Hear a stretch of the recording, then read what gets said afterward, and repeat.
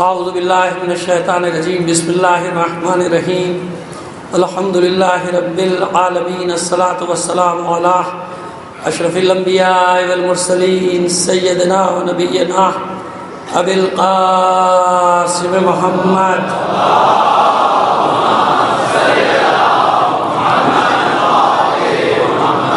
وآلہ الطیبین الطاہرین المعصومین ولعنۃ اللہ علی اعدائہم اجمعین من الآن الی قیام یوم الدین اما بعد فقد قال اللہ تعالی فی کتابہ المبین وہو اصدق القائلین وقولہ الحق بسم اللہ الرحمن الرحیم قل ان اجتمعت الانس والجن علی ان یاتوا بمثل ھذا القرآن لا یاتون بمثلہ ولو کان بعضهم لبعض ظہیرا۔ صلوات دیجیے محمد علی محمد۔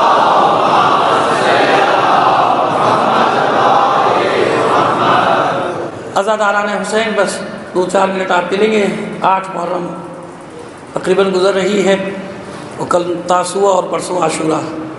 ہم آہستہ آہستہ عروج کی طرف، معرکہ کربلا کے عروج کی طرف بڑھ رہے ہیں، اور ظاہر کہ شرارتی حضرات بھی تمام کوششیں کر رہے ہیں کہیں نہ کہیں کسی نہ کسی صورت میں ڈسٹرب کرنے کی، مگر جو بات ہم پہلے دن سے آپ سے کہتے چلے آ رہے ہیں، بس وہ صبر، تحمل، برداشت، کیونکہ ہماری عزاداری ہے، ڈسٹرب کرنے کی کوشش کی جائے گی۔ اس عزاداری کی خاطر ہمیں کربلائے عصر میں ثابت قدمی کا مظاہرہ کرنا ہے۔ انشاءاللہ کچھ نہیں ہوگا، 1-2 چھوٹے موٹے واقعات کی مجھے خبر ملی ہے، لیکن انشاءاللہ خدا نے چاہا ہم سرخرو نکل جائیں گے اس کربلائے عصر سے۔ اور پھر وہی بات جملہ تکرار کر رہا ہوں کہ اگر اللہ نے کوئی امتحان مقدر میں رکھا ہے تو دیں گے، ثابت قدم رہیں گے بڑے حوصلے کے ساتھ۔ وہی قومیں جیتتی ہیں جن کا حوصلہ زیادہ ہوتا ہے، مورل ہائی رکھے گا، اپنا بلند رکھے گا، جذبے کو بلند رکھے گا، کچھ بھی نہیں ہوتا۔ جو کچھ بھی ہوگا دیکھا جائے گا، کیا ہو سکتا ہے، زیادہ سے زیادہ کیا ہو سکتا ہے، یہ سوچ لیجئے کہ جو کچھ بھی ہوگا جلوس اسی اطمینان اور سکون سے اپنی منزلوں پر جائیں گے، چاہے کچھ بھی ہو جائے، بس یہ سوچ لیں، ٹھیک ہے؟ تو اس بات کو ذہن میں رکھیے، اور اس میں ہم سب کو ایک دوسرے کا قوت بازو بننا ہے، تعاون کرنا ہے۔ یہ پیغام صرف آپ کو نہیں دے رہا، جہاں تک پہنچا سکتے ہیں پہنچائیے گا، اور میں بھی ہر جگہ یہ پیغام دے رہا ہوں۔ یاد رکھیے کہ آپ اکیلے، اب ہم وکٹم نہیں ہیں، اب تو کوئی بھی محفوظ نہیں ہے، لیکن آپ کا فخر کیا ہے؟ ان دہشت گردوں کے سامنے آپ نے دیکھا کہ حکمرانوں کی ٹانگیں بھی کانپ رہی ہیں، کانپ رہی ہیں نا، ان کے لہجے سن رہے ہیں آپ، ان بزدل حکمرانوں کے لہجے سن رہے ہیں نا آپ، کانپ رہی ہیں۔ ہم سے سیکھو، ہم سے سیکھو۔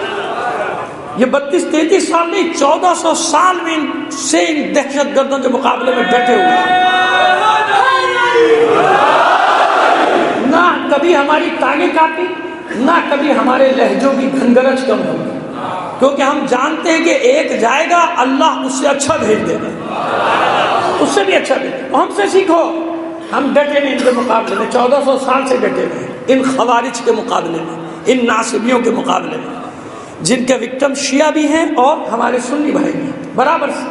یاد رکھیے گا، یہ صرف آپ کے دشمن نہیں، آپ کے بھائیوں کو انہوں نے نہیں مارا، درباروں میں نہیں مارا، مزاروں میں نہیں مارا، میلاد النبی کے جلوسوں میں نہیں مارا، عبداللہ شاہ غازی کے مزار پہ نہیں مارا، داتا دربار پہ نہیں مارا، مارا ہے نا۔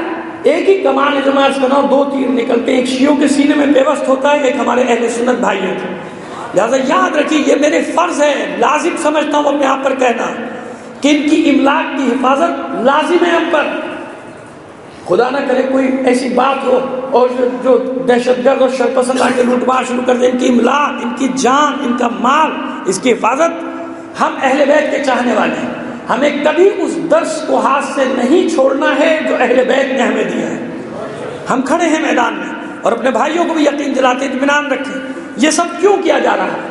تاکہ فرقے وارانہ فساد کی سازش کو سمجھ لیجیے آپ، یہ کیا ہی اس لیے جا رہا ہے کیونکہ اب تک فرقے وارانہ فساد کرانے میں کامیاب نہیں ہو سکے دشمن ہمارے۔ فرقے وارانہ فساد کسے کہتے ہیں؟ گلی گلی، شہر شہر، کوچے کوچے لڑائی ہو رہی ہے کہیں؟ نہیں ہو رہی۔ یہ دہشت گردی اسی لیے کی جا رہی ہے کہ کسی طرح، جیسے بغداد میں انہوں نے کیا، دیواریں اٹھوا دی، اس طرح سے یہ بالکل الگ ہو جائیں، جھگڑا ہو جائے۔ نہیں، ہم ساتھ ہیں، ہمارے بچے ساتھ اسکولوں میں پڑھتے ہیں، ساتھ محلوں میں کھیلتے ہیں، ساتھ کاروبار کرتے ہیں، ساتھ نوکریاں کرتے ہیں۔ لہٰذا اس سازش کو سمجھیے گا کہ اسی لیے سامراج یہ سازش کر رہا ہے تاکہ کسی بھی طرح فرقے وارانہ فساد ہو جائے، مگر ہمیں نہیں ہونے دینا، یاد رکھیں ہماری ذمہ داری جب تک جان ہے۔ انشاءاللہ ہم اس شہر کو، اس ملک کو اس فساد کی نظر نہیں ہونے دیں گے۔ اللہ سے بھی یہی دعا ہے کہ بار الہ سب کے دلوں میں یہ بات ڈال دے، اس خارجی ٹولے کے وکٹم جو ہے نشانہ وہ سب ہے نا، کوئی بھی نہیں بچا، بس فرق اتنا ہے کہ حکمرانوں کی ٹانگیں کانپ رہی ہیں، ہم ثابت قدم کھڑے ہیں، ہم میدان میں کھڑے اور کھڑے رہیں گے انشاءاللہ۔ یہ تعاون اسکاؤٹ سے بھی، سپاہیوں سے بھی، پولیس کے رینجرز کے سب کے ساتھ آپ کا انتظامی امور میں تعاون جیسے اب تک چل رہا ہے ایسے رہنا چاہیے انشاءاللہ۔ سرخر رہیں گے آپ، میں اور آپ سب۔ اب میں نعرے لگاؤں گا، آج 8 تاریخ میرے نعرے لگانے کا دن ہے، جواب آپ دیں گے نعرہ تکبیر، سب مل کر جو باہر تک کھڑے میری آواز سنیں سب، کیونکہ اب آغاز ہو گیا نا، 8، 9، 10 یہ 3 دن ہمارے ہیں اور ہم کربلائے عصر میں کھڑے ہیں، باطل کو للکار رہے ہیں، اپنی ثابت قدمی کا مظاہرہ کرنا ہے۔ نعرہ تکبیر، نعرہ رسالت، نعرہ رسالت، نعرہ حیدری، نعرہ حیدری، برائے خوشنودی امام زمانہ بلند تر صلوات۔ آئیے اب بات کو آگے بڑھاتے ہیں۔ بنی اسرائیل صدیوں تک چکیوں میں پستے رہے، ظلم کی چکی میں پستے رہے، فرعونی قبطی ان پر مسلسل مظالم ڈھاتے رہے، یہ انتظار کرتے رہے جناب موسیٰ کا، اور بڑی قربانیاں بھی اس زمانے میں نہیں، مار دیا جاتا تھا، ان کو قتل کر دیا جاتا تھا، ان کے گھر لوٹ لیے جاتے تھے، دربدر کر دیا جاتا تھا، بالکل تیسرے درجے کا شہری، اس سے بھی کم درجے کا، اس زمانے میں تو اس سے بھی کم درجے کا شہری ان کو بنا کے رکھا جاتا تھا، غلام بنا لیا جاتا تھا ان کے لڑکوں کو، ان کی لڑکیوں کو کنیزی میں لے لیا جاتا تھا، مردوں کو مار دیا جاتا تھا۔ خیر جناب موسیٰ اللہ کے حکم سے ظاہر ہوئے، اللہ کے حکم سے جناب موسیٰ آئے، نجات دلائی۔ اب دیکھیے قوم کی حالت بتا رہا ہوں آپ کو، کہ پیغمبر ختم مرتبہ صلی اللہ علیہ وآلہ وسلم نے جو فرمایا کہ جو کچھ بنی اسرائیل میں ہوا تھا وہ سب ہمارے یہاں میری امت میں وہ سب ظاہر ہوگا۔ اب آپ دیکھیں کہ جیسے ہی نیل کراس کیا، دریا سے نکلے اور فوراً جناب مزاج ان کے بالکل بدل گئے، بھوک پیاس، دعا کیجئے ہمارے لیے کچھ کھانا پینا آئے، محنت کرنے کے عادی نہیں رہے کہ بس اب اللہ کی طرف سے سب کچھ ہونا چاہیے، خدا کا رسول آ گیا اب ہمیں کچھ نہیں کرنا، اب یہ سب کچھ یہی کام انجام دیں۔ خیر جناب موسیٰ نے پتھر پہ عصا مارا اپنا، فقلنا اضرب بعصاک الحجر، پتھر پہ اللہ نے حکم دیا اپنا عصا ماری ہے، اس میں سے کیا ہوا 12 چشمے اس میں سے جاری ہو گئے، عشرتا عینا، 12 عینا، 12 چشمے پانی کے جاری ہو گئے۔ تو 12 قبیلے تھے، ان 12 کے 12 کو کہا کہ بھئی اسے کھاؤ پیو، یہ تمہارے 12 راستے، 12 نقیب ان میں مقرر کیے، یہ تمہارے سردار ہیں، تمہارے نگران ہیں، تمہاری نگرانی کرنے والے، ان کی سرداری میں چلتے رہو۔ اب آیا بیت المقدس جانے کی باری آئی کہ اپنا شہر واپس لیا جائے، اریحا یا بیت المقدس جو قرآن مجید نے نقل کیا، شہر کا ذکر کیا، تو اس شہر میں داخل ہونا۔ لیکن دیکھو جب داخل ہونا تو باب حتہ کہا جاتا ہے کہ حتہ کا لفظ، حتہ کے معنی ہے بخشش، کہ بخشش کہتے ہوئے داخل ہونا، سجدہ کرتے ہوئے بخشش کہتے ہوئے داخل ہونا حتہ۔ لیکن بنی اسرائیل، اسی لیے پیغمبر ختم مرتبہ صلی اللہ علیہ وآلہ وسلم نے فرمایا کہ اہل بیت، میرے اہل بیت، میں تمہید باندھ کے آپ کو مضمون پہ لا رہا ہوں، اسی مضمون کی تمہید کا حصہ ہے جو گفتگو کر رہا ہوں، کہ میرے اہل بیت کی مثال کوئی باب حتہ کی مثال ہے، کہ سب کچھ مانا بنی اسرائیل نے، وہ حکم نہیں مانا۔ یہ کیا بات ہوئی؟ اب سب کچھ ہو گیا، آزاد ہو گئے، ایک طرح مذاق بھی معاذ اللہ اڑانا تھا پیغمبر کا کہ اس میں کیا ہے، بجائے حتہ کے ہنتا کہتے ہوئے داخل ہوئے۔ ہنتا کا مطلب ہے سرخ گندم، ہمیں تو سرخ گندم چاہیے، اس زمانے میں ہوگی مہنگی، یہ ہنتا نہیں تھا، رسول کا کہنا نہیں مانا۔ جب رسول کا کہنا نہیں مانا تو وہاں پتہ چل گیا چند لوگ تھے جنہوں نے رسول کی اطاعت کی، تو پیغمبر نے فرمایا کہ بس میرے اہل بیت کی مثال باب ہنتا کی ہے، ان کا امتحان کب ہوگا؟ کلمہ بھی پڑھ لیں گے، نماز بھی پڑھ لیں گے، زکوٰۃ بھی دیں گے، جہاد بھی کریں گے، حج بھی کریں گے، گاڑی کہاں ان کی آ کے اٹکے گی؟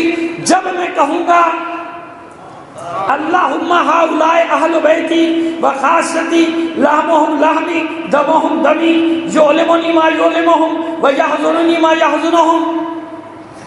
یہ میرے اہل بیت ہیں، جو ان سے محبت کرے گا مجھ سے محبت کرے گا، جو ان سے دشمنی رکھے گا مجھ سے دشمنی رکھے گا. ان کا گوشت میرا گوشت، ان کا خون میرے خون، ان کا وجود میرا وجود. یہ سب کہا کہ نہیں کہا؟ ان کو امتحان کے لیے اللہ نے رکھا. بنی اسرائیل کا حتہ کے ذریعے امتحان لیا، مسلمانوں کا اہل بیت کے ذریعے سے امتحان لیا کہ سب کچھ مانیں گے، یہ حکم نہیں مانیں گے. اس لیے پیغمبر نے قیامت تک کے لیے معیار قرار دیا، فرمایا کہ میرے اہل بیت کی مثال باب حنطہ کی ہے، لہذا سب حکم مان لیں گے، یہ حکم نہیں مانیں گے. جب یہ حکم نہیں مانیں گے تو پتہ چل جائے گا کہ کتنے رسول کے اطاعت گزار تھے اور کتنے اطاعت گزار نہیں تھے. جہاں اپنا فائدہ ہے وہاں مان لیا، جہاں بات آ گئی انا کی کہ یہ کیوں، یہ کس لیے، انہیں نہیں مانیں گے چاہے حق پر ہی کیوں نہ ہو. ضد ہو گئی نا. اور آگے بڑھاتے ہیں کیا کیا مماثلتیں جو دو چار آج بتا سکتے ہیں اہل بیت کے بارے میں. حکم ہوا کہ یہ کہہ کے داخل ہونا. جناب موسیٰ کو معلوم ہو گیا کہ کتنے میری اطاعت کرنے والے ہیں، کتنے پراگندہ ہو جانے والے ہیں. جناب ہارون کو نائب بنایا اپنا اور چلے گئے طور پہ توریت کے لیے. جب توریت لے کر آئے واپس آئے 40 دن میں بچڑے کی پوجا شروع کر دی تھی، سب نے پلٹ گئے تھے. ایک وہ مثال بتائی، پیغمبر نے شباہت دی کہ جیسے ہی پردہ فرمائیں گے، مثال دی کہ 40 دن کے لیے رسول علیحدہ ہوئے تھے تو قوم نے اپنی مرضی کے خدا بنا لیے تھے. بس جیسے ہی رسول پردہ فرمائیں گے کیا ہوگا؟ اپنی مرضی کو اسلام کا نام دینا شروع کر دیا جائے گا. بس آج تک کیا ہو رہا ہے؟ جو میں چاہتا ہوں وہ اسلام ہے، جو اسلام ہے وہ میں چاہتا نہیں. یہی کر رہی ہے نا امت، اپنی مرضیوں کو اسلام کا نام دیا جا رہا ہے، اپنی مرضی کو اسلام کا نام دیا جا رہا ہے. خیر پہنچے بیت المقدس، قبہ بنایا. بیت المقدس میں پہلا قبہ. بیت المقدس کیوں کہتے ہیں؟ کیونکہ جناب یعقوب کی جائے پیدائش ہے. جناب اسحاق نے یہاں مسکن اختیار کیا تھا نا، جناب یوسف بھی یہیں رہے تھے. جب سے اس کا نام تھا ارض مقدس. جب ارض مقدس میں پہنچے قبہ بنایا، پہلا قبہ، جس کو بعد میں پھر جناب زکریا نے آگے بڑھایا، بیت المقدس کی شکل دی. اللہ نے ایک روشنی قرار دی کہ اس روشنی سے بیت المقدس بھی روشنی ہوگا، روشن ہو جائے گا، اور اس سے تم قندیلیں بھی روشن کیا کرنا، چراغ جلایا کرنا. 4 دروازے بنائے، ایک ملائکہ کے لیے، ایک جناب موسیٰ نے اپنے لیے، ایک جناب ہارون کے لیے، ایک جناب ہارون کے لیے، اور چوتھا دروازہ جناب ہارون کے فرزندوں کے لیے. جناب ہارون کے فرزندوں کا نام کیا ہے؟ شبر اور شبیر، جن کے نام پر عبرانی میں شبر شبیر، اور پیغمبر نے اپنے نواسوں کا کیا نام رکھا؟ حسن اور حسین. عبرانی میں وہی شبر اور شبیر، عربی میں وہی حسن اور حسین. ایک صلوات بھیجیے محمد علیہ محمد.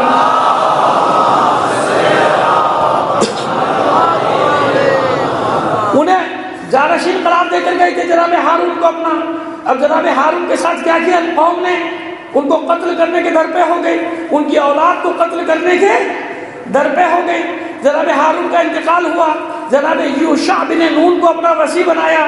اب آپ کو ایک حیرت انگیز بات بتائیں، جانتے ہوں گے آپ، لیکن کیونکہ ہمارے موضوع سے مماثلت رکھتی ہے. جب جناب یوشع بن نون وصی بنے جناب موسیٰ کے وصال کے بعد، انتقال کے بعد، جب جناب یوشع بن نون وصی بنے تو 3 بڑے ظالم بادشاہوں کا انہیں مقابلہ کرنا پڑا. جب ان پر کسی طرح قابو پا لیا تو چوتھی جنگ انہیں کس سے لڑنی پڑی؟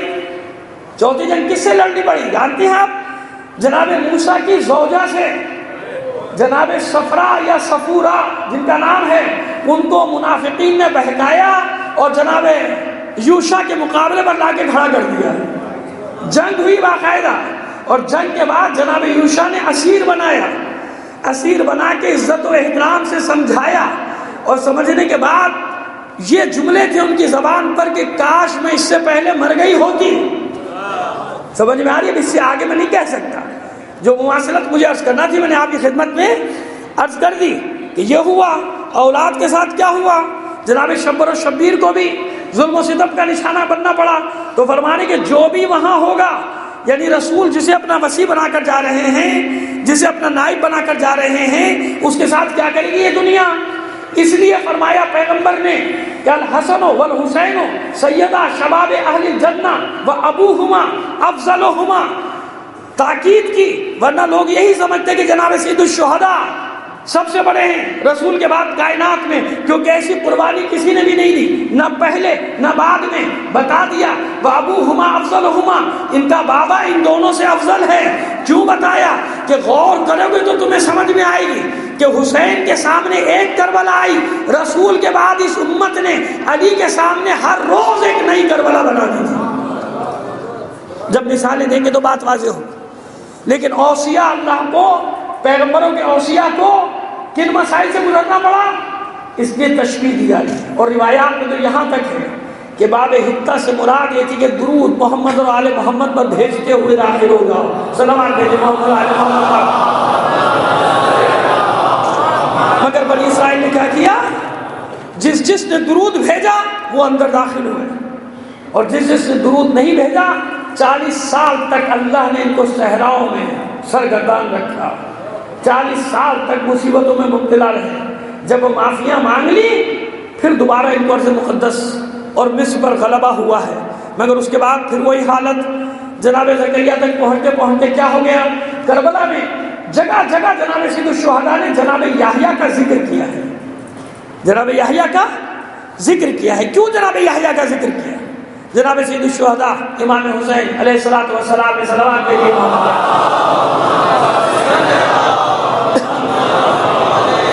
یہ لوگ کیسے ہوتے ہیں، یہ قوم کیسی ہوتی ہے؟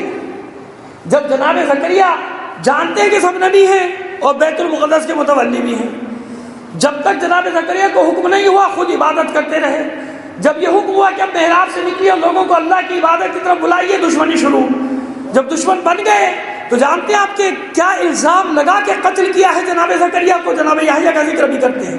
جناب زکریا پر جو تہمت لگائی، معاذ اللہ معاذ اللہ، وہ تہمت لگائی جناب مریم کے ساتھ، جبکہ بھانجی ہیں۔ اب میں کیا عرض کروں، کہاں سے وہ اور اس سے بھی محتاط لفظ لے کر آؤں، لیکن یہ حقیقت ہے، قصص انبیاء کی حقیقت یہی ہے کہ کیونکہ قتل کرنا تھا تو اتنی بڑی تہمت۔ اس لیے مولا بھی جناب سید الشہداء بھی ملامت کرتے رہے نا اس دنیا کی، کتنی پست ہے یہ دنیا، کتنی پست ہے کہ زکریا پر تہمت بھی لگائی، کتنی بھیانک تہمت لگائی جناب زکریا۔ اور جناب زکریا کو اللہ نے حکم دیا کہ آپ نکل جائیے اس بستی سے، نکل گئے، درخت میں پناہ لی۔ شیطان نے نشاندہی کی، آرے سے چیر دیا، درخت کو چیرا، جناب زکریا کے 2 ٹکڑے کر دیے، قتل کر دیا۔ ایسے ہی یہ دنیا۔ اس لیے جناب سید الشہداء کربلا میں فرماتے ہیں کہ کتنے پست لوگوں کا مجھے مقابلہ کرنا پڑ رہا ہے، کتنی پست ہے یہ دنیا کہ میرے مقابلے میں وہ لوگ آئے جن کا کوئی حسب نسب ہی نہیں۔ یہ لفظ کافی ہے نا، ان لوگوں سے مجھے مقابلہ کرنا پڑا، ان لوگوں کے سامنے مجھے تلوار چلانی پڑی، کتنی پست ہے یہ دنیا۔ لیکن اللہ جتنا بڑا منصب دیتا ہے اتنا ہی بڑا امتحان لے گا نا، جتنا بڑا منصب دے گا۔ اب جناب یحییٰ کو کیوں ذکر کر رہے تھے جناب سید الشہداء، جو میں نے جملہ پہلے آپ کی خدمت میں عرض کیا، کیوں بار بار ذکر کرتے رہے جناب یحییٰ، اپنے بھائی کو یاد کرتے رہے کہتے کہ میرے بھائی یحییٰ۔ اب دیکھیے جناب یحییٰ کے ساتھ کیا ہوا کہ اس زمانے میں ان پر کیا تہمت لگائی گئی۔ اس زمانے کا جو بادشاہ ہے، ارے بادشاہ الگ ہے، پیغمبر الگ ہے، یحییٰ کو نبی مانتے ہیں مگر یحییٰ کی نہیں مانتے۔ یہ تو جانتے ہیں کہ اللہ کا نبی ہے، احترام بھی کرتے ہیں، ہاتھ بھی چومتے ہیں، مگر ان کی باتوں پہ عمل نہیں کرتے۔ جیسے آج کا زمانہ ہے تو بھائی سن لو، احترام کر لو، عزت کر لو، عمل اپنی مرضی کا کرنا ہے، عمل اپنی مرضی کا۔ مومنین کی بات نہیں کر رہا، مومنین تو جانتے ہیں کہ مولا کی اطاعت انہیں کرنا ہے، ہر حال میں کرنا ہے۔ میں تو ایک عمومی بات کر رہا ہوں، زمانے کی بات کر رہا ہوں کہ زمانے میں ایسے ہی ہے نا آج بھی۔ مگر مسئلہ کیا پیدا ہو گیا؟ مسئلہ یہ پیدا ہو گیا کہ بادشاہ کے بھائی مر گیا، بھائی کی بیوی کو اس نے اپنی بیوی بنا لیا، کوئی حرج نہیں، عقد کر لیا، بھائی کی بیوی سے عقد کر لیا۔ اور وہ جو بھابھی سے جس سے اس نے شادی کی، بھائی کے مرنے کے بعد شرم کوئی اعتراض نہیں تھا، اس کی ایک بیٹی بھی ساتھ میں آ گئی، بیٹی بڑی حسین و جمیل۔ اب اس نے ماں نے چاہا کہ اس مملکت پر قبضہ کیا جائے، سازشیں ہوتی ہیں نا، بنی عباس کی کبھی میں نے تاریخ پڑھی تھی آپ کے سامنے کہ ماں نے بیٹے کو مروا دیا حکومت کے لیے، شوہر کو قتل کرا دیا حکومت کے لیے، بھائی کو مروا دیا حکومت کے لیے، عورتوں نے باپ کو مروا دیا حکومت کے لیے۔ وہ جس کا آپ محاورے میں ذکر سنا کرتے نا کہ روم جل رہا تھا اور نہرو چین کی بنسی بجا رہا تھا، یہ وہ بہت خبیث ترین انسان گزرا ہے جس کے بڑے واقعات ہیں۔ اس کی ماں کا بھی یہی حال، یہ وہ خبیث حکمران گزرا ہے کہ اس نے اپنی ماں سے عقد کیا تھا، اور اس سے بھی خبیث اس کی ماں تھی کہ اس نے خود اپنے بیٹے کو اپنے ساتھ عقد کرنے پہ راضی کیا تھا۔ یہ عبرتیں ہیں، تاریخ کی عبرتیں ہیں کہ جن سے عبرت حاصل کرو، کہ صرف حکومت کے لیے ہے، کیونکہ ماں کے ہاتھ سے حکومت نکل رہی تھی، اس کے میں نے مثال دے دی تاکہ آپ کو پتہ چل جائے جو بات میں کرنے جا رہا ہوں۔ لہذا چاہا کہ لیکن جانتی تھی کہ بادشاہ بہت عیاش ہے، اب حکومت میں قبضہ کرنے کے لیے خود پیش کرتی ہے اپنی بیٹی کو کہ اس کے ساتھ عقد کر لو۔ اس نے کہا بابا کیسے عقد کر سکتا ہوں، میرے بھائی کی بیٹی ہے، تو میری بیوی ہے، تیری بیٹی میں کیسے؟ کہا کہ تیری بیٹی تو نہیں ہے نا، تجھ سے تو نہیں ہے، کر لیا کہ میں تجھے پہ تھی بہت ہنسی کو 14-15 سال 16 سال کی لڑکی، بہرحال مجھے معاف کر دیجیے گا مگر مجھے مطلب تک آپ کو پہنچانا ہے، میں گریز کرتا ہوں، لیکن جہاں بہت ضروری سمجھتا ہوں تو یہ واقعہ بتا رہا ہوں کہ کیسی دنیا ہے، یہ کیوں بیان کر رہا ہوں جناب یحییٰ کا واقعہ۔ مگر اس وقت بھی بادشاہ یہ جانتا تھا کہ بھائی پیغمبر ہے، ایک فقیہ، آج کی زبان میں کہوں تو ایک فقیہ موجود ہے، کم از کم اس سے فتویٰ لے لوں، کم از کم اس سے فتویٰ لے لوں کہ یہ جائز ہے یا نہیں۔ کہا کہ میں یحییٰ سے پوچھوں گا، میں یحییٰ سے پوچھوں گا۔ جناب یحییٰ کو جب بلایا، جناب یحییٰ نے کہا خبردار ایسا فعل نہ کرنا ورنہ اس قوم پہ فوراً عذاب آ جائے، فوراً اللہ کا قہر ٹوٹ پڑے گا تجھ پر، ایسا فعل انجام نہ دینا، اس طرح کا کام نہ کرنا۔ اس نے منع کر دیا اپنی بیوی سے کہ میں ایسا کام نہیں کر سکتا، یحییٰ نے منع کر دیا، یعنی فقیہ کی مان لی کچھ دیر کے لیے صحیح۔ اب وہ حسد کی آگ میں جلنے لگی، یحییٰ سے دشمنی ہو گئی جناب یحییٰ سے کہ اس لیے میرے راستے میں رکاوٹ سب سے بڑی یحییٰ ہے۔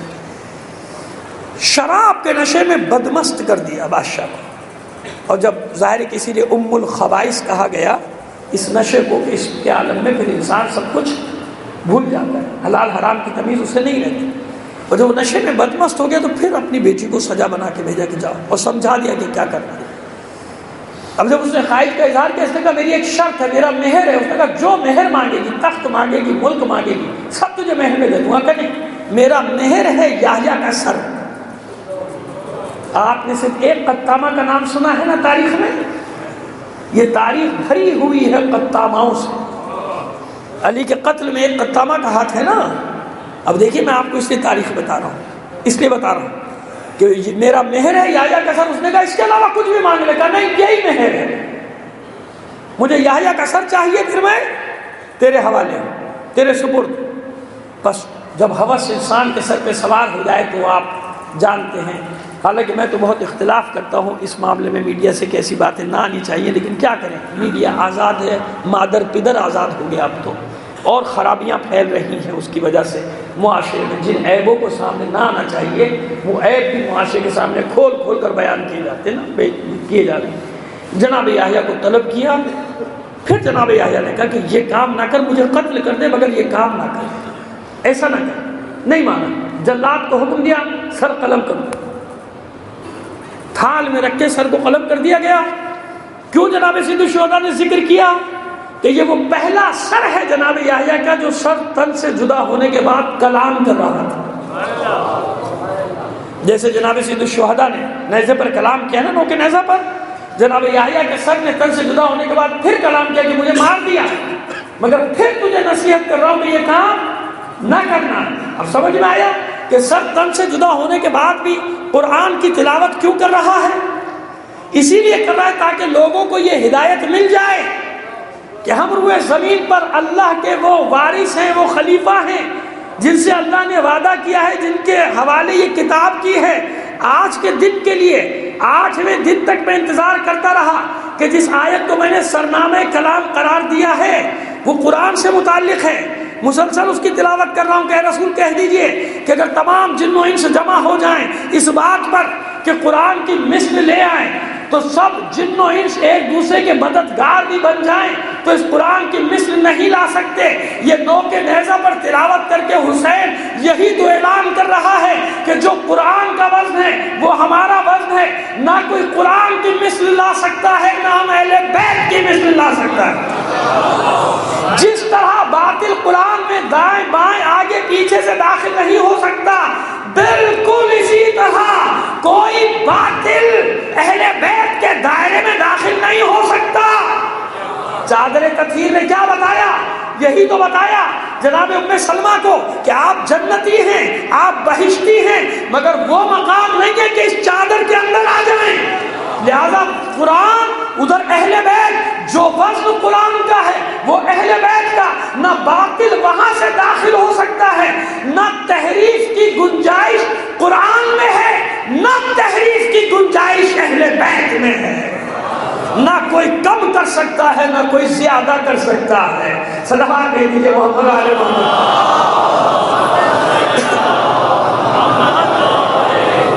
نہ کوئی کم کر سکتا ہے، نہ کوئی۔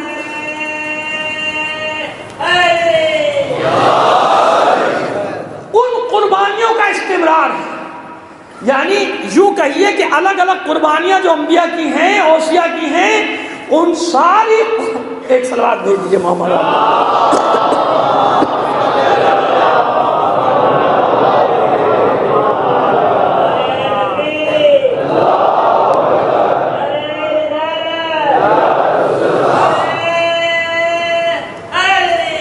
یا ایک صلوات اور عنایت فرما دیجئے محمد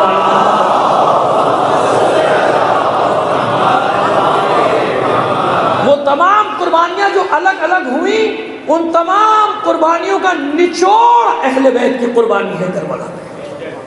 اس لیے وارث انبیاء قرار پائے جناب سید الشہداء، کیونکہ ساری قربانیاں ایک طرف، حسین کی قربانی ہے۔ اور میں آج صبح ایک پروگرام دیکھ رہا تھا، میں نے اس کیا کہ سوشل میڈیا سے بڑے کچھ نقصانات ہیں تو کچھ فائدے بھی ہوتے ہیں۔ ہمارے ایک دوست ہیں، اہل سنت ہیں، بلکہ اہل حدیث، مائل با اہل حدیث ہیں، مگر اس کے باوجود آج صبح میں ان کا بیان سن رہا تھا، میں حیران ہو گیا۔ نام مصلحتاً عمدن نام نہیں لینا چاہتا، کیونکہ پتہ نہیں وہ بھی بیچارے ٹارگٹ نہ ہو جائیں۔ یہاں تو مصیبت یہ کہ خباب بن عبداللہ حضور کے صحابی ہیں، اور اپنے وائف اہل و عیال کے ساتھ، جو حاملہ پریگننٹ وائف ہیں ان کے ساتھ جا رہے تھے نا، خوارج نے پکڑ لیا تھا۔ اور خوارج نے پکڑنے کے بعد پوچھا پہلے کے بارے میں، ان کا اچھے تھے، دوسرے بارے میں اچھے تھے، تیسرے کے بارے میں اچھے تھے، چوتھے کے بارے میں بتاؤ کا وہ بھی اچھے تھے، بہت اچھے تھے، رسول کے داماد تھے۔ بس اس پر انہوں نے پکڑ لیا کہ تم کافر ہو گئے، توبہ کرو، یہ تم نے کفر کیا، علی کی تعریف کرنا ہی کفر ہو گیا۔ اب دیکھیے، میں اس لیے خوش ہوا کہ وہ ٹی وی کا پروگرام ایک طرف، آج میں ایک کالم پڑھ رہا تھا۔ میری مصیبت یہ ہے کہ میں خبروں میں جھوٹا رہتا ہوں، اس کے بغیر میری گاڑی آگے چلتی نہیں۔ جنگ میں ایک کالم پڑھ رہا تھا، اس کا بھی نام بیچارے کا نہیں لینا چاہتا، آپ جا کے ایڈیٹوریل پیج میں اگر جس کے پاس اخبار آتا ہے تو دیکھ لیجیے گا۔ تو اس نے وہی بات کی اور ہر طرح سے ثابت کیا کہ یہ خوارج ہیں، لیکن یہ اعزاز بھی بتا رہا ہوں میں آپ کو کہ یہ اعزاز بھی آپ ہی کا ہے کہ 2003 میں سب سے پہلے ہم نے ہی انہیں خوارج کہا تھا۔ اس وقت کسی کی جرت نہیں تھی انہیں خارجی کہنے کی، وہ ریکارڈ بھی موجود ہے، وہ پروگرام بھی موجود ہے، یعنی پہلے بتا دیا تھا کہ یہ خارجی ہیں۔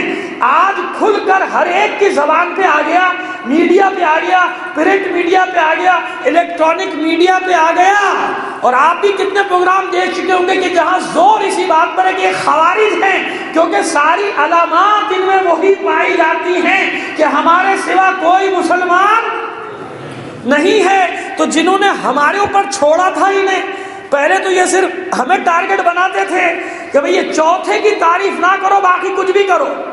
چوتھے کی تعریف یعنی اس حساب سے بتا رہا ہوں جو ترتیب وہاں ہے، کہیں کوئی اعتراض نہ کر بیٹھے آپ چوتھا چوتھا کیے جا رہے ہیں، تو مصیبت یہ بھی بڑی ہے مومنین کی کہ لفظ پکڑ لیتے ہیں۔ میں ان کی ترتیب کے حساب سے بتا رہا ہوں، ہمارے لیے تو چوتھا پہلا کوئی مسئلہ نہیں، ہمارے لیے تو کائنات کا مولا ہے، بس کائنات کا مولا ہے۔ کبھی اس لیے ہم اس بحث میں پڑے نہیں کہ پہلا ہے کہ دوسرا ہے کہ تیسرا ہے کہ چوتھا، اس بحث سے ہمیں کوئی کام نہیں۔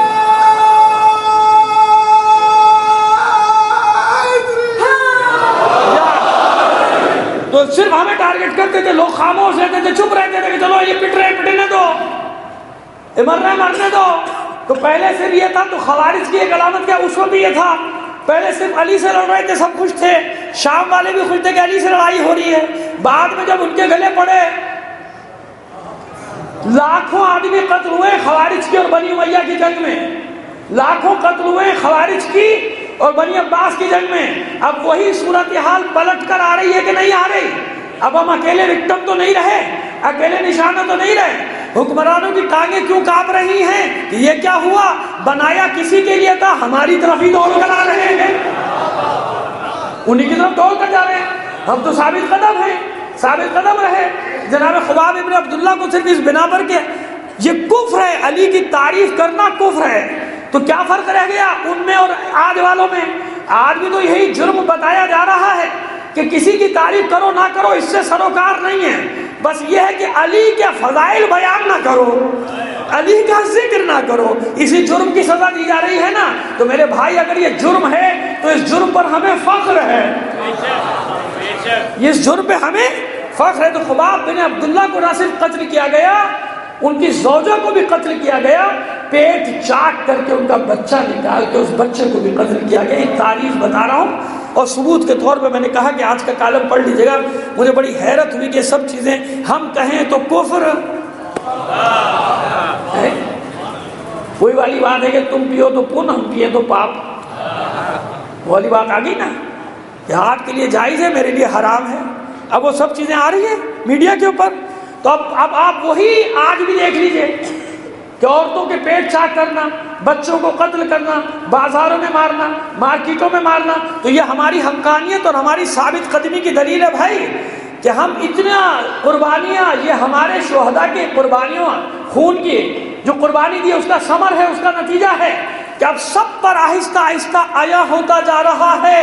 اور جنہوں نے انہیں بنایا تھا بڑی خاموشی سے بیٹھے ہوئے تھے پیچھے، سیاسی چہرہ، سیاسی نقاب ڈال کے جھنجھلا گئے، جھنجھلا کے وہ نقاب اتار کے پھینک دی، کھل کے سامنے آ گئے کہ ہم میں اور ان میں کوئی فرق نہیں، ہمارے ہی بچے ہیں، ہمارے ہی بچے ہیں، یہ پنیری انہی نہیں لگائی تھی، اتنا یاد رکھیے گا۔ صلوات بھیجیے محمد آل محمد پر۔ ام الفساد کو کبھی فراموش نہ کیجیے گا، میں ہمیشہ اس جماعت کو ام الفساد کا نام دیتا ہوں۔ جتنے بھی فسادات ہیں اسی کے پیٹ سے جنم لیے ہیں پاکستان میں، سب نے اسی سے جنم لیا ہے، سب اسی سے پیدا ہوئے ہیں، یہ ام الفساد ہے۔ لیکن آج بے نقاب ہو گئے، اب سب کے سامنے آگے ہم تو اتنا بول بھی نہیں رہے جتنا خدا سلامت رکھے ہمارے اہل سنت بھائی جس طرح سے اب کھل کر میدان میں آ گئے الحمدللہ۔ تو ہم نے تو بتا دیا تھا، پہلے بتا دیا تھا کہ یہ خوارج ہیں، ساری علامات خارجیوں والی ہیں۔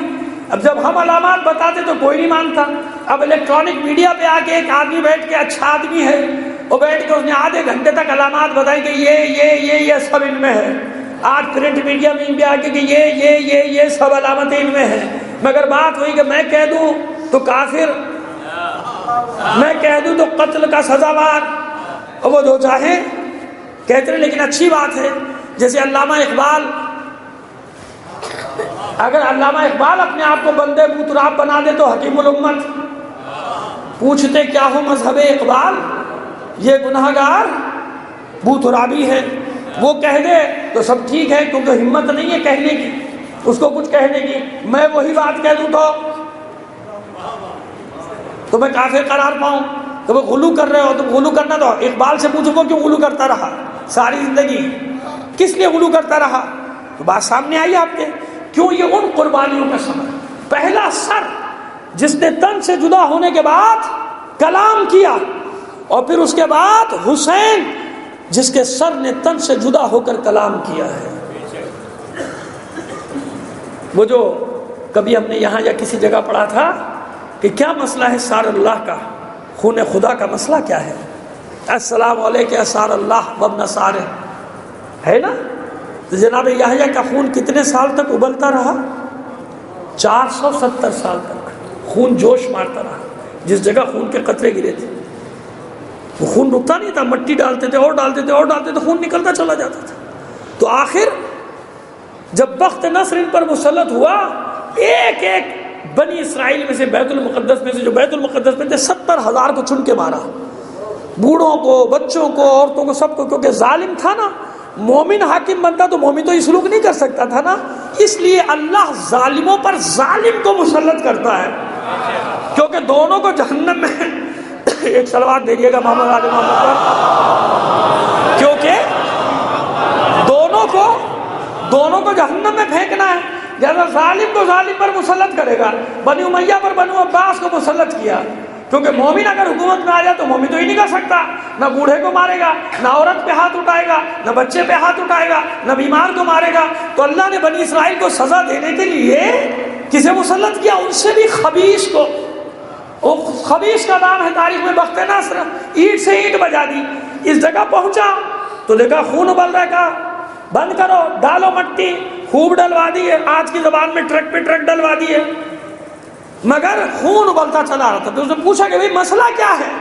کہا مسئلہ یہ ہے کہ یہ خون اس وقت تک نہیں رکے گا جب تک یحییٰ کا انتقام پورا نہ ہو جائے۔ جب تک یحییٰ کے قتل کا انتقام پورا نہیں ہوگا یہ خون نہیں رکے گا۔ بھائی وہ کیسے پورا ہوگا؟ کہ جب تک ایک بھی بیت المقدس میں یہودی باقی ہے یہ خون ابلتا رہے گا۔ عربی ان سے کیسا انتقام؟ قتل کرنے والے بھی گئے، وہ زمانہ بھی گیا، ان لوگوں نے تو نہیں مارا، مگر خون ابل رہا ہے کہ جب تک انتقام پورا نہیں ہوگا اس وقت تک یہ خون جوش مارتا رہے گا، اس وقت تک خون جوش مارتا رہے گا۔ کہ تو ڈھونڈو، تو دو بڑی مشکل سے، ایک بڈھا کہیں ملا، ایک بڑھیا کہیں ملی، ایک جھاڑیوں کے پیچھے سے نکلا، ایک غار میں سے نکلا، تو قتل کرو۔ جب دونوں کو قتل کر دیا خون رک گیا۔ جب وہ ایک ایک قتل ہو گیا، حالانکہ وہ تو نہیں تھے نا جو مارنے والوں میں، نہ اس زمانے میں تھے، لیکن یہی تو سمجھایا جا رہا ہے اس واقعے سے کہ بات ان لوگوں کی نہیں جنہوں نے ہاتھ سے قتل کیا، بات اس فکر کی ہے۔ جب تک وہ فکر ختم نہ ہو جائے اس وقت تک انتقام پورا نہیں ہوتا۔ بس یہ ہر سال روز عاشورا خاک شفا سرخ ہو کر بتا رہی ہے کہ یہ خون جوش مارتا رہے گا جب تک وہ انتقام لینے والا آ کر ایک ایک یزیدی کو ختم نہ کر دے۔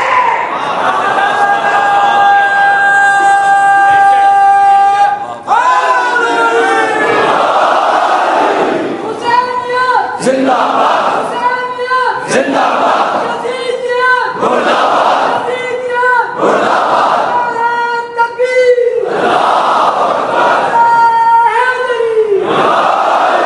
اس لیے ایک لقب کیا ہے؟ المنتقم، انتقام لینے والا۔ خون حسین کا انتقام لے گا، بھائی وہ تو ختم ہو گئے اس بات، انتقام کس سے؟ نہیں، جب تک وہ فکر باقی ہے یزیدیت کی جو ٹکرا رہی ہے حق سے 1400 سال سے، اس کا مطلب انتقام پورا نہیں ہوا۔ مختار نے جزئی انتقام لیا ہے، سلیمان بن سورد خزائی نے جزئی انتقام لیا، انتقال فکر تو باقی رہی نا۔ آج تک کہیں نہ کہیں ناصبی اور خارجی ٹولے کی شکل میں موجود تو ہے نا، اس لیے لقب ہے المنتقم۔ بس ایک مسئلہ 2 منٹ میں حل کر کے منزل پر آتے ہیں۔ اب ایک بات رہ گئی، معصوم ارشاد فرماتے ہیں چھٹے امام جعفر صادق علیہ السلام،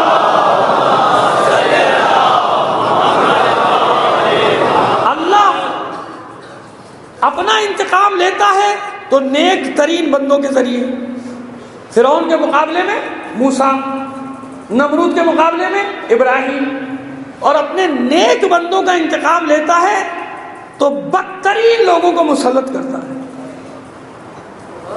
یحییٰ کا انتقام لیا کس کے ذریعے؟ بخت نصر کے ذریعے۔ اب دیکھیے سوال پیدا ہو گیا نا ذہن میں، اپنا انتقام لے گا نیک ترین بندے کے ذریعے، اپنے نیک بندوں کا انتقام لے گا بدترین لوگوں کے ذریعے۔ ایسے ہی ہے نا، یہ حدیث ہے، مستند حدیث ہے، بدترین۔ اب مجھے بتائیے کہ حسین، کربلا کے شہداء، ان کا انتقام لینے جو آ رہا ہے وہ معصوم ہے یا نہیں؟ وہ طاہر و مطہر ہے یا نہیں؟ اس سے پاک ترین روئے زمین پر کوئی ہے اس وقت؟ اللہ کی آخری حجت، رسول کا بیٹا، فاطمہ کا بیٹا، علی کا بیٹا، حسین کا بیٹا، وارث ذوالفقار، کل انبیاء کا وارث، تمام ائمہ کا وارث ہے کہ نہیں؟ اور میں نے کیا پڑھی حدیث کہ اپنا انتقام لیتا ہے پاک ترین بندوں کے ذریعے سے، اپنے نیک بندوں کا انتقام لیتا ہے پست ترین۔ اب یہاں تو نیک بندوں کی بات ہے نا بھائی، حسین، علی، اولاد علی، ان سب کا انتقام لے گا۔ اور سوال آ گیا نا، بس اسی سوال کا تو جواب ہے زیارت وارثہ۔ کیا فرق پڑتے آپ زیارت وارثہ میں؟ السلام علیکہ یا سار اللہ وابن سارہ، تجھ پر سلام ہو اے خون خدا اور اے خون خدا کے بیٹے۔ اللہ اپنا انتقام لیتا ہے نیک ترین بندوں کے ذریعے۔ حسین کی قربانی ایسی ہے کہ اللہ نے حسین کے انتقام کو حسین کا انتقام نہیں، اپنا انتقام قرار دیا، سار اللہ بنا کے کہ میرا انتقام لینے پاک ترین آئے گا بندہ۔ تو جب سار اللہ حسین ہے تو انتقام کون لے گا؟ جو روئے زمین پر پاک ترین بندہ ہوگا۔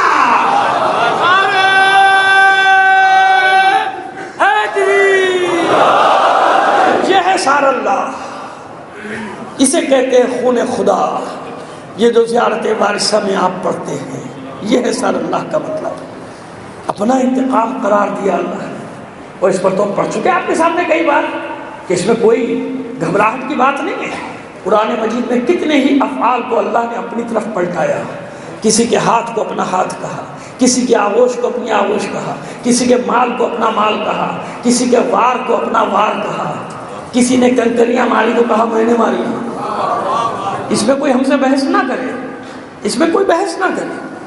اللہ جسم و جسمانیات سے عاری ہے، لیکن جب کسی کا فعل پسند آ جائے تو اپنی طرف پلٹاتا ہے نا۔ یہی مزاج اور انداز ربوبیت ہے، باتوں کو سمجھانے کا، عبرت حاصل کرنے والوں کے لیے۔ اس لیے مطمئن ہے کربلا میں حسین، اس لیے مطمئن ہے کربلا میں، چاہے وہ 13 سال کا بچہ ہو، چاہے وہ 6 ماہ کا بچہ ہو، سب اطمینان سے، سب مطمئن جانتے ہیں کہ جو قربانی دے رہے ہیں اللہ اس کے بدلے میں کیا دینے والا ہے۔ اس لیے اپنا پرتو تیار کر رہے ہیں علی۔ کربلا ایسا معرکہ ہے کہ رسول کی خواہش ہے میں بھی شریک ہو جاؤں، علی کی خواہش ہے میں بھی شریک ہو جاؤں، حسن کی آرزو ہے میں بھی شریک ہو جاؤں، فاطمہ زہرا کی آرزو ہے کہ میں بھی شریک ہو جاؤں۔ شریک ہوئے یا نہیں ہوئے؟ علی اکبر کی صورت میں یہ رسول کی حسرتیں ہیں جو علی اکبر کی صورت میں سامنے ہیں۔ شبیہ پیغمبر بنایا، قاسم کی صورت میں حسن کی شرکت کی آرزو ہے، اور علی نے اپنا پرتو بنایا۔ مظہر صفات خدا مولا کائنات، ذات خدا نہیں صفات خدا کا مظہر علی تخلیق کیا اللہ نے اس کردار کو۔ اور ایک جملہ کہنے دیجئے کہ علی نے تخلیق کیا عباس کے کردار کو، یا یوں کہہ دوں، ایک جملہ کہتا ہوں عشق مولا میں، عشق عباس میں، کہ ہم جس سے مرادیں مانگیں اس کا نام ہے علی، اور علی کی مراد کا نام ہے عباس۔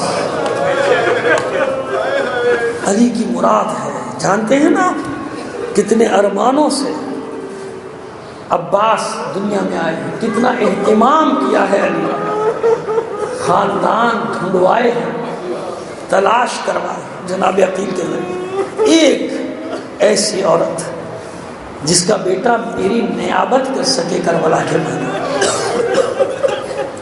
عباس کی ماں کون ہے؟ ام البنین۔ اس ام البنین کے بیٹے ہیں عباس، کہ جس ام البنین نے سر پہلے رکھا چوکھٹ میں فاطمہ کی، پیر بعد میں رکھا۔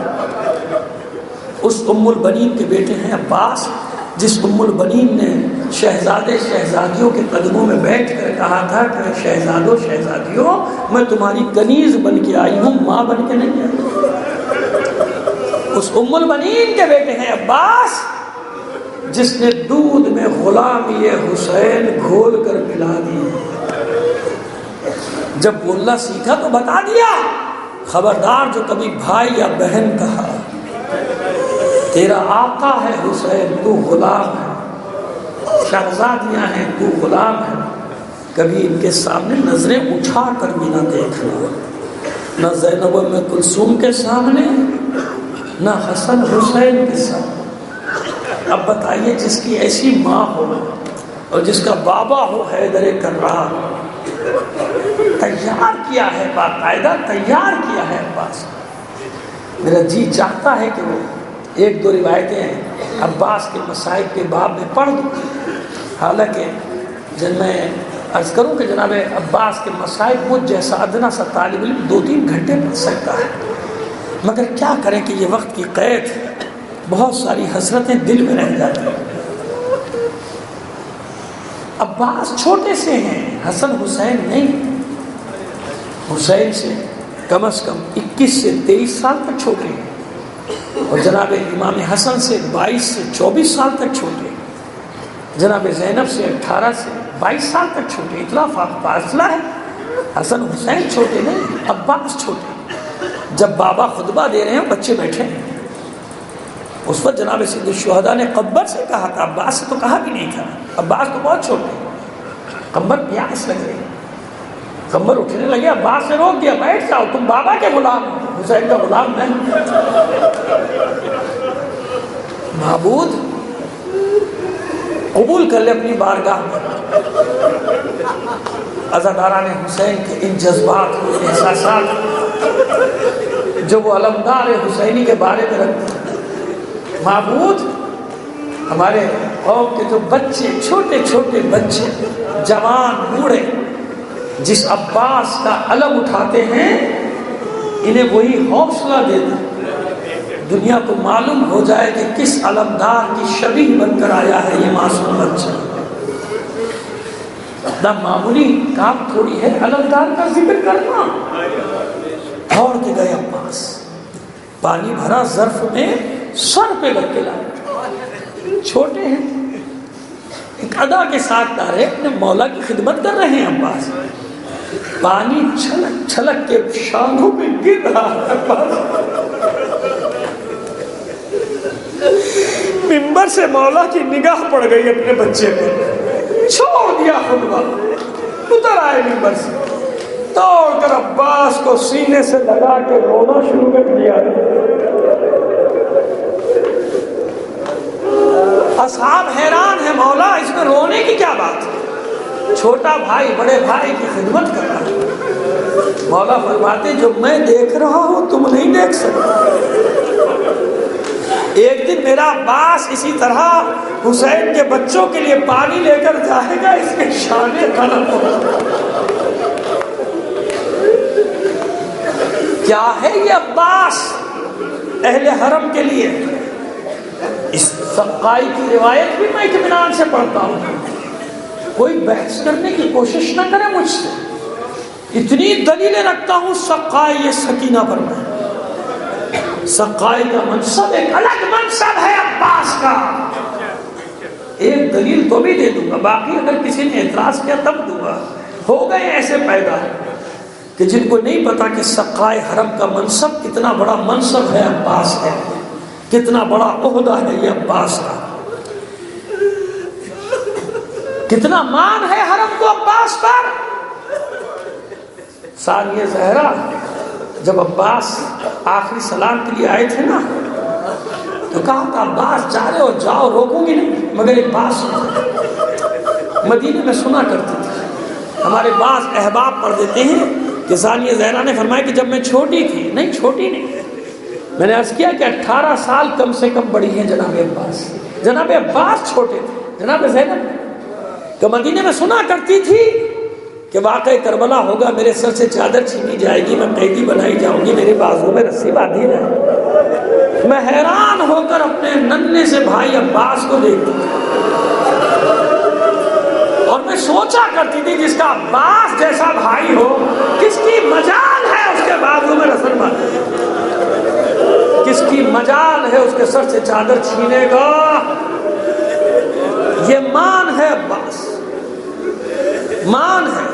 جب ثانیہ زہرا شب کی تاریکی میں روضہ رسول کے لیے نکلتی تھی زیارت کے لیے جنت البقیع کی، تو ہاشمی اپنے حلقے میں لے لیتے تھے،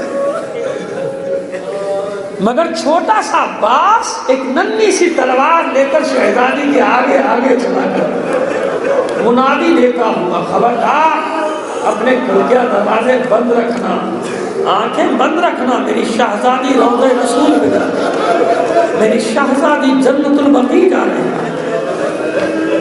یہ ہے عباس، کیسا مان ہے عباس کہ جب سر جھکائے جھکائے عباس خیمے میں آئے ہیں نا، اور عرض کیا ہے اجازت لینے کے بعد، مولا اس غلام کو بھی میدان میں جانے کی اجازت دے دو۔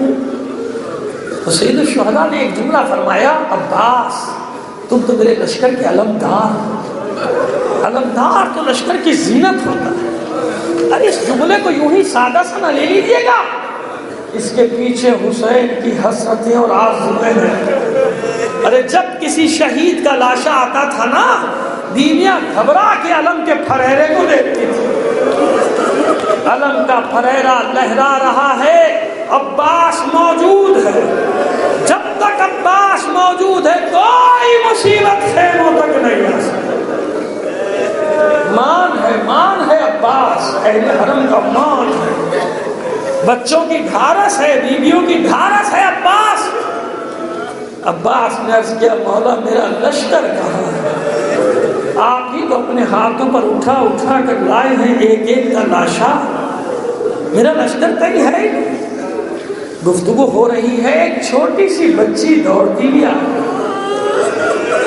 4-5 سال کی بچی آ، دامن تھام لیا عباس کا، چچا پیاس ہلاک کیے گئے،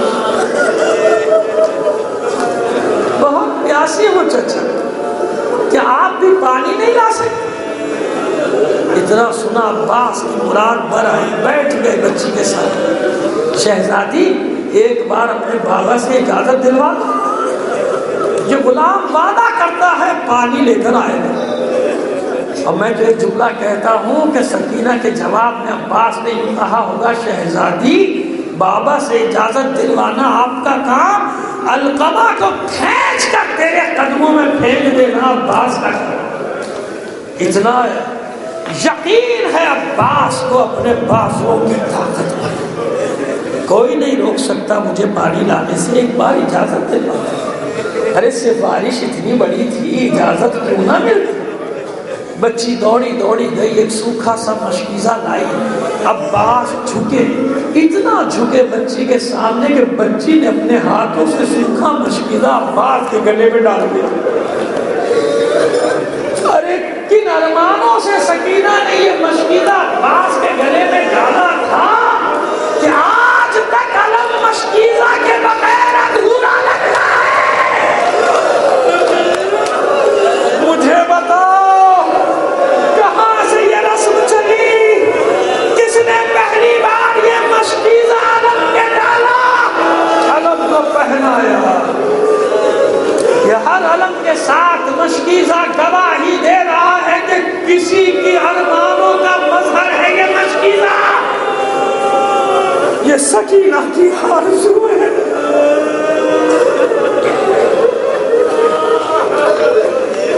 گئے عباس میدان میں، حملہ کیا، پروں کے پرے ہٹ گئے، عباس کی ہیبت و جلال کے سامنے کوئی ٹھہر نہ سکا، ترائی میں اتار دیا عباس نے گھوڑے کو، مشکیزہ پانی سے بھرا، چلو میں پانی لیا، فرات کے منہ پر مارا، دیکھ ایسے قبضہ کرتا ہے علی کا بیٹا پانی۔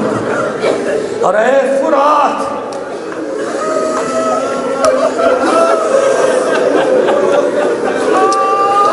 اے فرات، میرا یہ قبضہ کچھ دیر کا نہیں، اب قیامت تک تیرے ساحل میں میرا علم لہرائے گا۔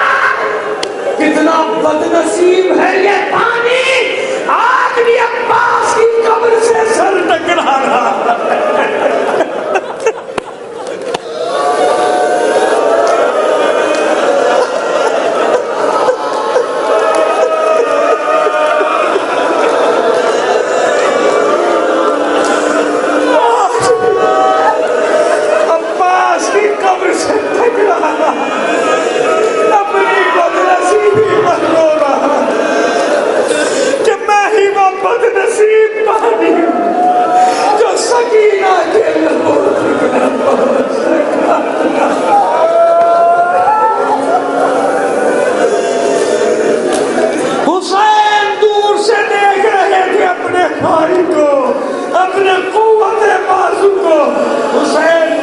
کو جاتے دیکھا، عباس کو گھاٹ پہ قبضہ کرتے دیکھا، مگر واپسی میں حسین نہ دیکھ سکے۔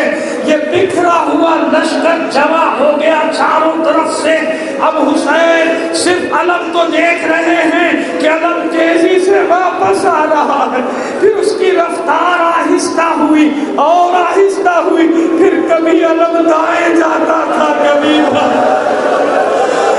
سمجھ گئے حسین میرا شیر مشکل میں آ گیا، راستہ بنانے کی کوشش کر رہے ہیں اللہ